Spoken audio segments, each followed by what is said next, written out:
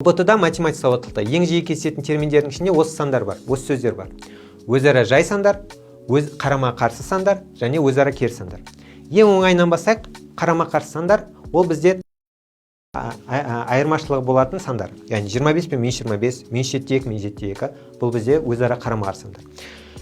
Өзара кері сандар дегеніміз бізде, яғни қараңыздар, 5 пен 0,2 деген не үшін өзара кері сан? Себебі 5 пен 1 бөлінген 5 деп қарастыруға болады 0,2. Яғни алым мен бөлімі өзара теріс айналатын, немесе көбейтіндісі бірге тең болатын сандар өзара кері сандар деп аталады. Және де жаңа ғана біз қарастырған өзара жай сандар бірнеше натурал сандардың бірден өзге ортақ жай бөлгіштері болмаса, онда ондай сандардың өзара жай сандар деп аталады. Мысалы, 14 пен 15.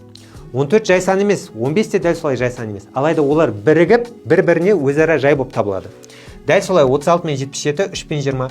36 мен 77-ні қарастырып кетейік. 36 деген 1-ге, 2-ге, 3-ге, 6-ға көп санға бөлінеді. Алайда 36 мен 77-нің өзара ортақ жай бөлгіштері жоқ. Сәйкесінше олар өзара жай сандар. Осы үш терминдерді өздеріңізге сақтап қойыңыздар.